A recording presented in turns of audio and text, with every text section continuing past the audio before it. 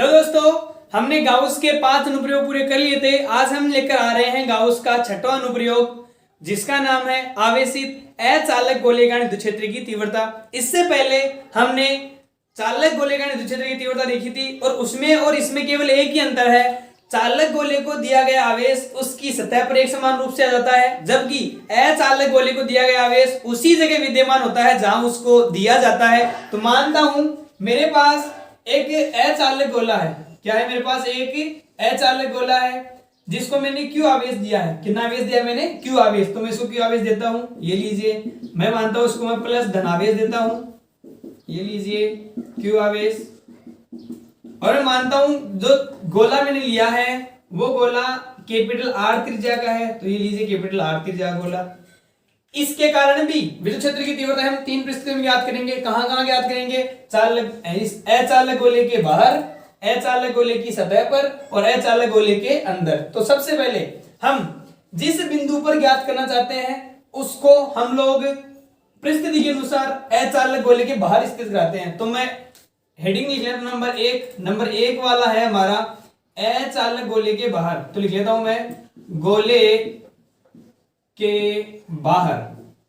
Okay, तो हम क्या करेंगे? बिंदु P को गोले के बाहर स्थित कराएंगे। तो मानता हूं इस अचालक गोले केंद्र से स्मॉल r दूरी पर कोई बिंदु P गोले के बाहर स्थित है जिस पर हमें विद्युत क्षेत्र की तीव्रता ज्ञात करनी है।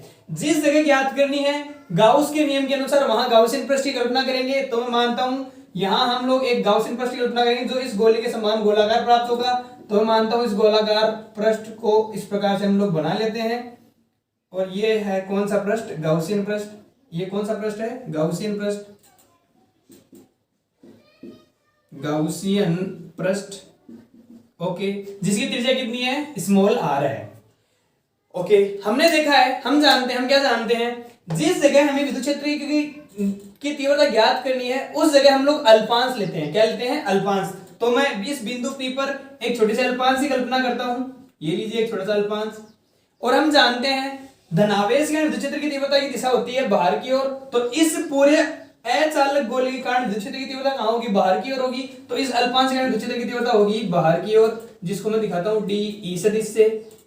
ओके, और हम जानते हैं जो फ्लक्स का गणितीय रूप होता है वो होता है फाई बराबर समाकलन ऑफ ई सदिश डॉट डी एस सदिश, जहां पर ई सदिश कौन है? विद्युत क्षेत्र की तीव्रता है। और डी एस सदिश कौन है? क्षेत्रफल सदिश है।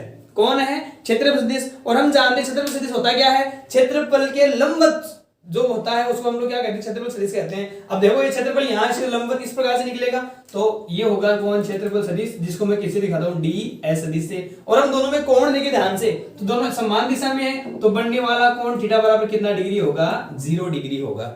ओके, हम लोग अब इस गोले के बाहर विद्युत क्षेत्र की तीव्रता देखते हैं। तो आप ध्यान से देखिए, ये जो स्मॉल आर है इस कैपिटल आर की तुलना में बड़ा है। तो मैं गोले के बाहर जब निकाल रहे होते तो इसके क्वेश्चन में हम लोग क्या लिख सकते हैं? Small R is greater than capital R. Okay, इसके विद्युत क्षेत्र की तीव्रता निकालने के लिए हम लोग गाउस का नियम का अनुप्रयोग काम में लेंगे, क्योंकि हमें पता है फ्लक्स का जो गणितीय मान होता है फाई बराबर होता है इस दिस डॉट डी एस सदिश। ओके, हम जानते हैं इसको जब खोलेंगे तो खुलेगा E D S cos theta. Theta का मान कितना है? 0, तो ये खुल जाएगा फाई बराबर समाकलन ऑफ ई डी एस कोस 0। हमें पता है कोस 0 का मान कितना होता है? 1, तो ये फाई बराबर प्राप्त हो जाएगा फाई बराबर समाकलन of E D S. Okay, इसको मानते हैं समीकरण नंबर 1। हम कौन सा हम किसका नियम काम में ले रहे हैं? गाउस का नियम। तो मैं लिख लेता हूं, चूंकि गाउस का नियम ये लीजिए गाउस का नियम। और हम जानते हैं गाउस का नियम क्या होता है? गाउस का नियम होता है कि फाई बराबर sigma Q upon epsilon not. इसका मतलब होता है कि किसी बंद पृष्ठ में संबंधित जो कुल फ्लक्स होता है उसका मान उस बंद पृष्ठ में निहित कुल आवेश और निर्वात की गतिशीलता के अनुपात के तुल्य होता है। इसको हम लोग कौन सा नियम कहते हैं? गाउस का नियम। क्योंकि सिग्मा क्यू होता है इसमें निहित कुल आवेश कितना आता है? धनात्मक क्यू है, तो मैं ले लेता हूं प्लस का क्यू, या क्यू लिख सकते हैं अपन इसको, तो क्यू अपॉन एप्सिलॉन नॉट। इसको मान सकता हूं समीकरण नंबर 2। ओके, ये फाई किस नियम से आया है? गाउस के नियम से। ये कौन सा रूप है फाई का? गणितीय रूप है समीकरण, और एक और दो को बराबर कर सकता हूं क्योंकि ये भी कौन है फाई, ये भी कौन है फाई, तो मैं लिख सकता हूं समीकरण 1 व 2 से, समीकरण 1 और 2 से क्या लिख सकते हैं, ये मान ये फाई बराबर, तो ये और ये दोनों मान बराबर होने वाले हैं, तो मैं लिखूंगा समाकलन ऑफ ई डी एस बराबर क्या लिख सकते हैं अपन, Q अपॉन एप्सिलॉन नॉट लिख सकते हैं। ओके, अब ध्यान से देखिए आप, हमें पता है E एक समान रूप से प्राप्त होने वाला है, मतलब E कौन है नियत, तो E को ले लेंगे बाहर, तो E ले लिया मैंने बाहर, समाकलन किसका होगा ds बराबर Q अपॉन एप्सिलॉन नॉट। अब आप ध्यान से देखिए समाकलन ऑफ ds कौन है, क्षेत्रफल है किसका, अल्पांश का, ये रहा अल्पांश क्षेत्रफल। ओके, समाकलन मतलब पूरे का क्षेत्रफल, और पूरे क्षेत्रफल कौन होगा, गाउसियन पृष्ठ का क्षेत्रफल। और हम देख रहे हैं ध्यान से गाउसियन पृष्ठ यहाँ पर किसके रूप में दिख रहा है, हमें गोले के रूप में दिख रहा है, तो हम लोग यहाँ किसका क्षेत्रफल रखेंगे, गोले का क्षेत्रफल रखेंगे, और हम जानते हैं गोले का क्षेत्रफल कितना होता है 4 पाई आर स्क्वायर, मतलब समाकलन ऑफ ds की जगह हम लोग क्या रख सकते हैं 4 पाई आर स्क्वायर, तो रख देते हैं अपन, तो हो जाएगा ये e इंटू रखो समाकलन ऑफ ds, गोले का क्षेत्रफल रखेंगे कितना होता है 4 पाई स्मॉल r स्क्वायर बराबर q अपॉन एप्सिलॉन नॉट। अब आप ध्यान से देखिए, मैंने यहाँ पर स्मॉल r काम में लिया, कैपिटल R काम में नहीं लिया है, स्मॉल r काम में क्यों लिया है, क्योंकि हमें किसका क्षेत्रफल रखना है, गाउसियन पृष्ठ का, और गाउसियन पृष्ठ कौन है, स्मॉल r की जगह बोला। ओके, तो यहां से हम लोग लिख सकते हैं, यहां से आ जाएगा, यहां से e बराबर आ जाएगा आपके पास, ये चला जाएगा नीचे, तो हो जाएगा q upon 4 pi epsilon not r square.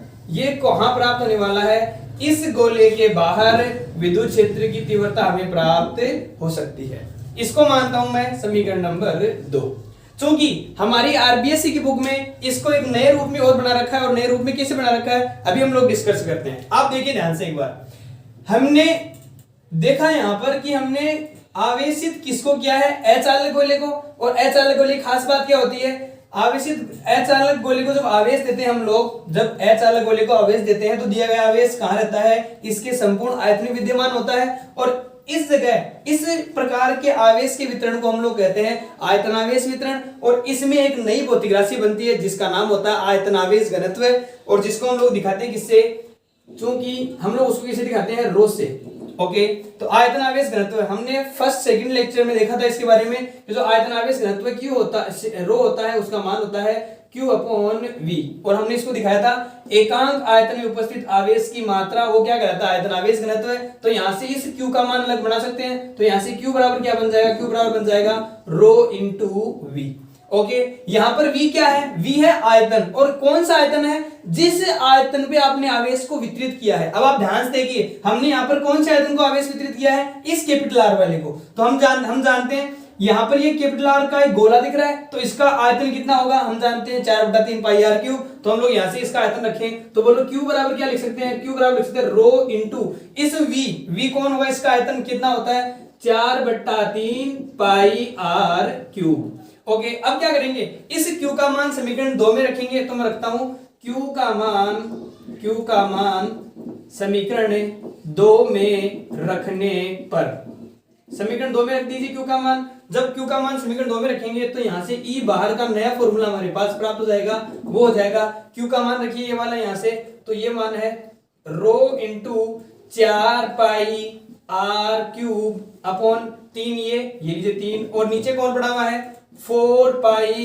Epsilon not r square, जो करता है उसको काट दीजिए, 4 पाई से 4 पाई कैंसिल हो गया, और ये ऐसा कैसा बच जाएगा, तो ये बचेगा E बाहर बराबर कितना बच जाएगा, रो ऊपर कौन r क्यूब अपॉन नीचे 3 एप्सिलॉन नॉट r स्क्वायर, ये कौन बच जाएगा, E बाहर का मान, जिसको मैं कौन समीकरण से दिखा सकता हूं, सॉरी समीकरण 1 2, इसको मैं देता हूं समीकरण नंबर 3, और इसको देता हूं समीकरण नंबर 4 नाम। ये दोनों कौन कौन से समीकरण 3 और 4 दोनों किसको दिखा रहे हैं, इस अचालक गोले के बाहर विद्युत क्षेत्र की तीव्रता को प्रदर्शित कर रहे हैं।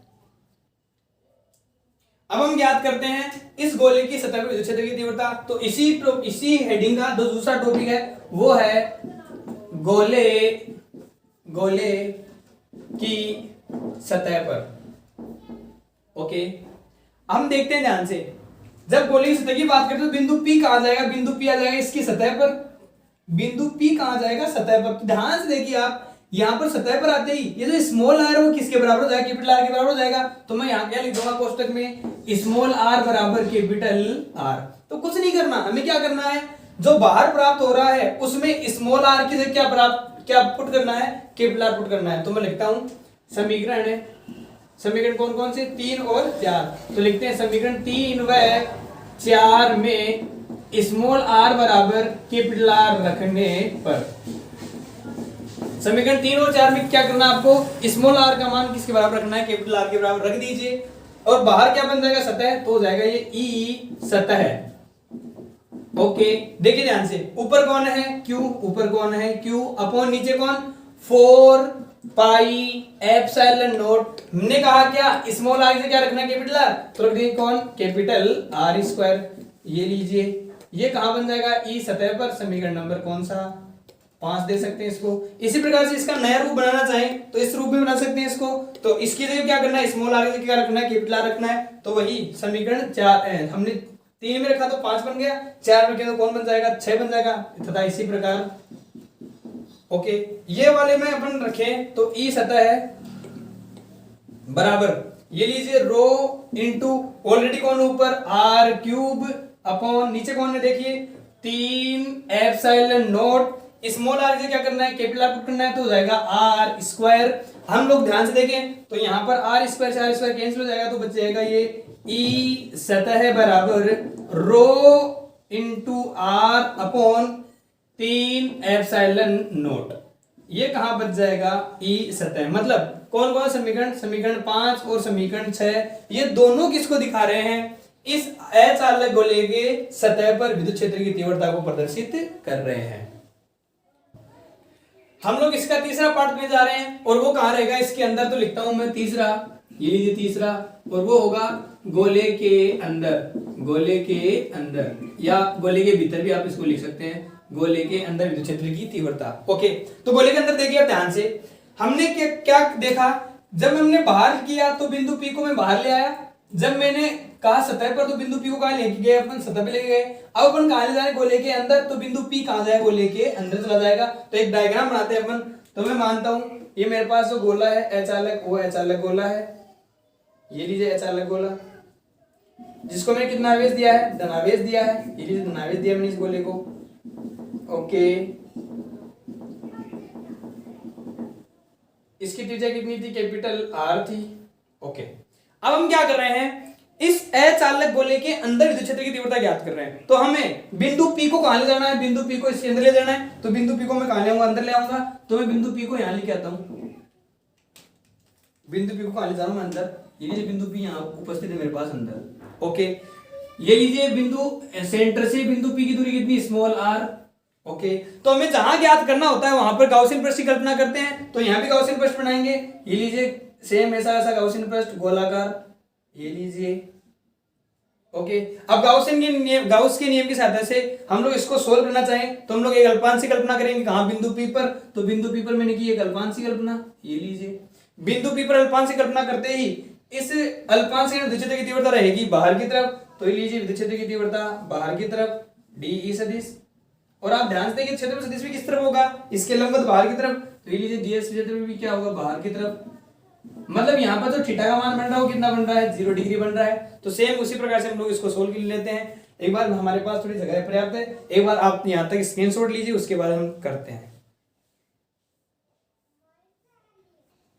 ओके, हमें कहां ज्ञात करनी क्षेत्र की तीव्रता, इसके अंदर। तो हमने एक गाउसियन पृष्ठ कल्पना कर ली, कहां, इसके अंदर। ये रहा गाउसियन पृष्ठ जिसकी त्रिज्या कितनी, स्मॉल आर है। ओके, अब आप ध्यान से देखिए, हम जानते हैं जब गाउस का नियम हम लोग अप्लाई करेंगे, जब हम लोग गाउस का नियम अप्लाई करेंगे तो गाउस का नियम क्या कहता है, गाउस का नियम कहता है फाई बराबर sigma Q upon epsilon not. जहां पर सिग्मा क्यू कौन है, गाउसियन पृष्ठ द्वारा परिबद्ध आवेश। सिग्मा क्यू कौन है, गाउसियन पृष्ठ द्वारा परिबद्ध आवेश। तो आप ध्यान से देखिए, गाउसियन पृष्ठ केवल कितना सा है, इतना सा, स्मॉल आर त्रिज्या का है। तो हम लोग जो इसमें परिबद्ध आवेश वो लेंगे, तो इतना ही आवेश हम लेंगे। तो मैं मानता हूं कि इसमें जो आवेश परिबद्ध है वो आवेश कितना है, वो आवेश है Q डैश। तो हम लोग सिग्मा Q के लिए कितना रखेंगे, Q डैश पुट करेंगे। तो ये हो जाएगा फाई बराबर Q dash upon epsilon naught. ये हमारा समीकरण कहा था 6 का क्या था, इसको मैं समीकरण नंबर 7 नाम देता हूं, समीकरण नंबर 7।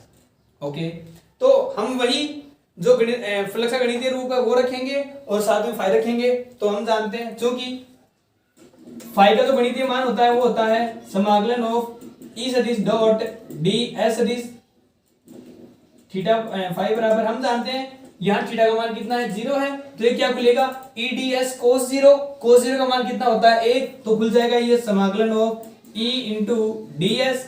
और हमें पता है समाकलन ऑफ डी एस का मान कितना, यहाँ से ई रहेगा नियत, तो फाई बराबर ई आ जाएगा बाहर, अंदर कौन हो जाएगा समाकलन ऑफ डी एस। और हम जानते हैं समाकलन ऑफ डी एस क्या रहेगा, इस गाउसियन पृष्ठ का क्षेत्रफल, किसका क्षेत्रफल रहेगा, गाउसियन पृष्ठ का क्षेत्रफल रहेगा।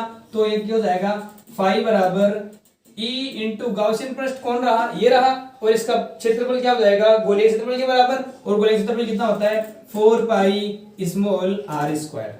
ओके, ये फाई और ये फाई दोनों आपस में क्या है बराबर है, इसको समीकरण नंबर 8 नाम देता हूं। तो किस किस से, समीकरण 7 और 8 से, तो लिखते हैं समीकरण 7 व 8 से ये फाई दोनों आपस में बराबर होंगे, तो इसका मान कितना e into 4 pi small R square बराबर, इस फाई का मान कितना है q dash upon epsilon naught. Okay, हमें e का मान निकालना है, तो e बराबर हो जाएगा, ये चला जाए इसके नीचे, तो ऊपर कौन है q डैश अपॉन नीचे कौन आ जाएगा ये 4 pi epsilon naught R square. Okay, यहां पर q डैश कौन है, q डैश है इस गाउसियन पृष्ठ द्वारा परिबद्ध आवेश। ओके, अब हमें q डैश का मान नहीं पता, हमें तो जो आवेश दिया गया है उसमें कौन सा आवेश पता है, ये कैपिटल Q पता है, क्योंकि हमने गोले को कितना आवेश दिया था, Q आवेश दिया था। इसलिए हम इस q डैश को किसके रूप में कन्वर्ट करना चाहेंगे, Q के रूप में कन्वर्ट करना चाहेंगे। और वो कैसे करते हैं सुनिए, अभी इसको मान नाम देता हूं कौन सा, समीकरण नंबर 9। मैं एक बार इस q डैश का मान निकालना चाहूंगा, और कैसे निकालते हैं देखते हैं। मैं ये जो हमने e प्राप्त किया वो कहां प्राप्त किया है, अंदर प्राप्त किया है, ये e अंदर होगा। ओके, हम q डैश का मान निकालना चाहते हैं, आप एक बार ध्यान से सुनिए।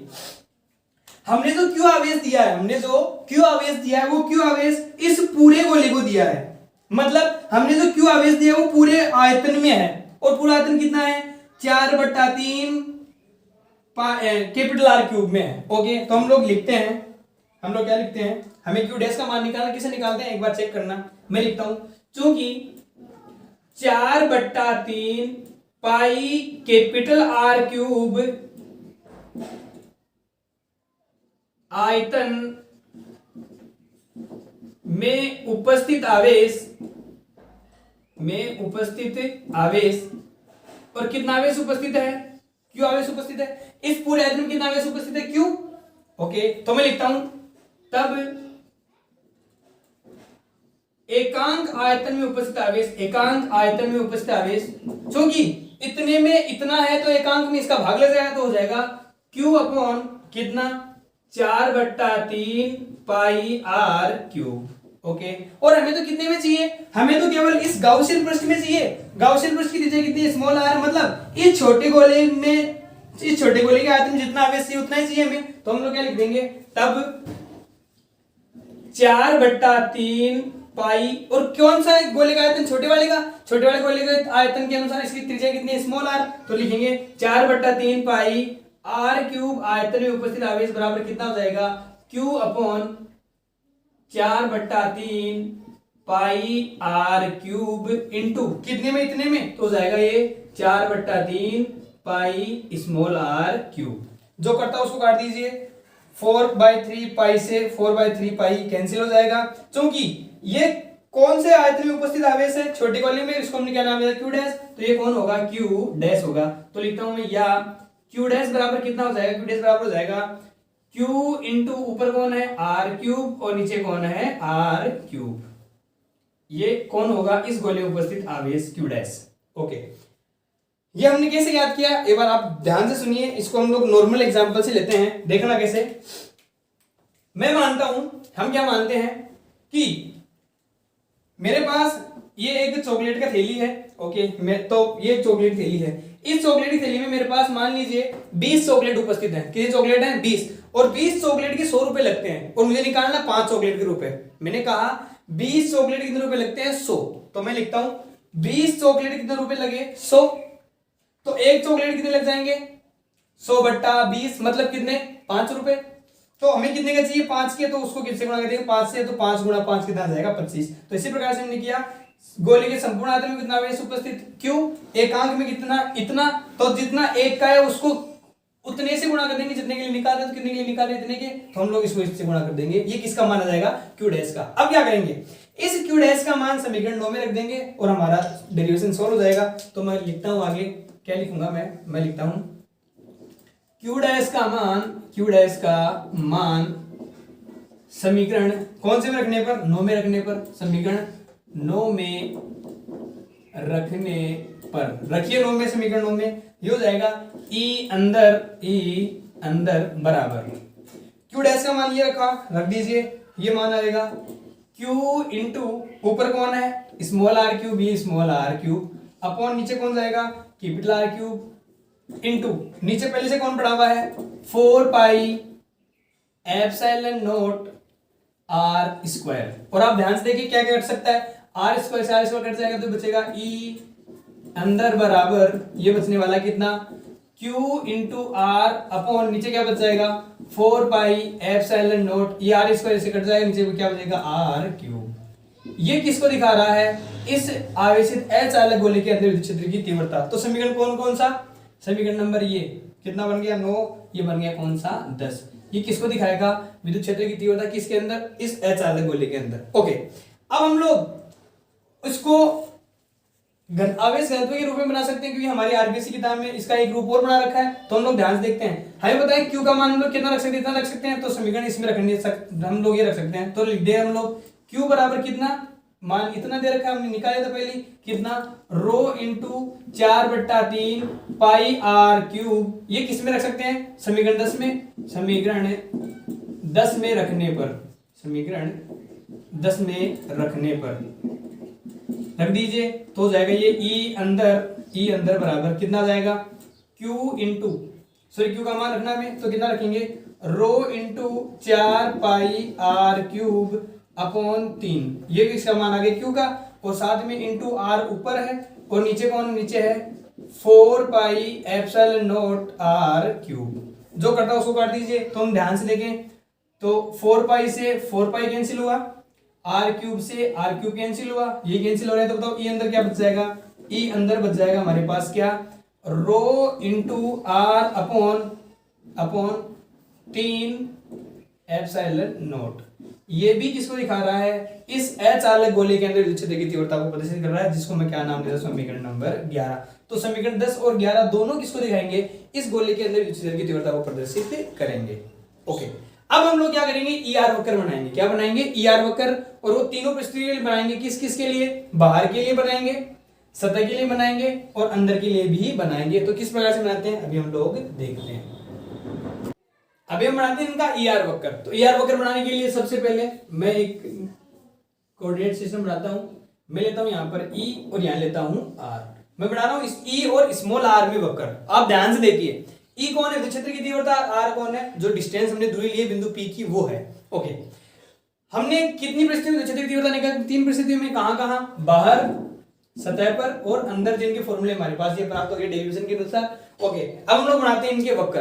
तो सबसे पहले ये मिड पॉइंट होता है जिसको हम मूल बिंदु कहते हैं, जिसको हम लोग किसे दिखाते हैं ओ से दिखाते हैं। ओके तो यहां से सबसे पहले हमें गोला बनाना होगा जो हमें कितना त्रिज्या लिया था कैपिटल आर त्रिज्या का, तो यहां से लेकर यहां तक मैं मानता हूं गोला है कितना है कैपिटल आर त्रिज्या का, मतलब यहां स्मॉल आर किसके बराबर था कैपिटल आर के बराबर था। और ये जो पार्ट होता है गोले के अंदर का पार्ट है, यहाँ इस गोले के अंदर कौन क्या होगा जो स्मॉल आर होगा वो स्मॉल आर हमेशा किससे छोटा होगा कैपिटल आर से छोटा होगा। और ये वाला जो पार्ट है वो गोले के बाहर का है, तो यहाँ पर हमें पता है जो स्मॉल आर था वो बिंदु पी था, बिंदु पी गोले के बाहर आ गया था, मतलब स्मॉल आर था वो कैपिटल आर से छोटा था। तो हम लोग लिखते हैं स्मॉल आर जो है वो रहेगा बड़ा किससे कैपिटल आर से, कहाँ बाहर। ओके अब हम लोग ध्यान से देखते हैं, सबसे पहले हम लोग अंदर को देखें, हमें किस किस में वक्र खींचना है ई और आर में। तो आप ध्यान से देखिए ई और आर में फोकस कीजिए, ये रहा ई और ये रहा आर, ये सबको कांस्टेंट माने क्योंकि दिया गया आवेश भी कांस्टेंट, ये कांस्टेंट, आर त्रिज्या भी कांस्टेंट, सब कुछ कांस्टेंट। तो यहां से दिख रहा क्या कि जो ई है वो समानुपाती किसके है आर के है। और कब तक है अंदर तक, मतलब जब तक ये सतह तक जाएगा तब तक, जैसे जैसे आर बढ़ेगा वैसे वैसे ई का मान भी बढ़ता चलेगा। तो हम लोग बढ़ाते हैं कहां तक सतह तक, तो ये सतह है तो ये भी सतह है, तो कहां से कहां तक बढ़ेगा सतह तक बढ़ेगा, तो सतह तक बढ़ा दीजिए, ये समानुपाती ग्राफ बन गया। ओके, उसके बाद में हम लोग देते हैं किसको, सतह को। एक बार बाहर को देखते हैं, ई और आर फोकस कीजिए, ये रहा ई और ये रहा आर, बाकी सारे क्या रहेंगे, कांस्टेंट। तो ई और आर को देखें तो ये बन रहा है ई समानुपाती 1/r²। मतलब दूरी के वर्ग के व्युत्क्रमानुपाती दिख रहा है हमें, तो ई समानुपाती 1/r² व्युत्क्रमानुपाती ग्राफ बनेगा। मतलब बाहर अगर ये बढ़ता है तो ये घटता है, तो बाहर ये रहा, अगर ये बढ़ता है तो ये घटता है, तो ये लीजिए इस प्रकार से।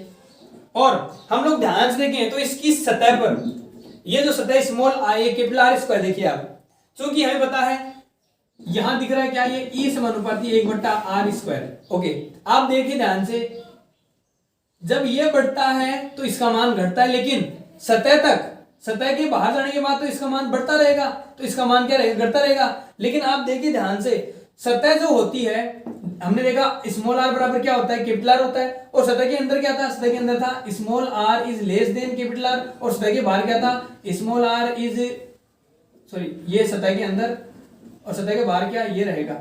तो जब ये बाहर जा रहा है तो बाहर जाते जाते स्मॉल आर का मान छोटा रहेगा, कैपिटल आर का मान बढ़ेगा। जब इसका मान बढ़ेगा तो इसका मान घटेगा। लेकिन हम ध्यान देंगे जब ये रहता है तो इस जगह पर इस ई का मान इसकी तुलना में ज्यादा रहने वाला है कि नहीं रहने वाला, तो मतलब सबसे ज्यादा कहां रहने वाला, सतह पर। तो हम लोग ये परिस्थिति में ग्राफ बना सकते हैं, इसको दिखाएंगे ई समानुपाती आर। ये कहां की बात है, अंदर की बात है। ई समानुपाती आर हमें दिख रहा है, ये रहेगा सतह पर, ये लीजिए सतह पर। और ये कहां, ये कौन रहने वाला है, बाहर, क्योंकि बाहर क्या दिख रहा है हमें, ई समानुपाती 1/r², व्युत्क्रमानुपाती तो e/1/r²।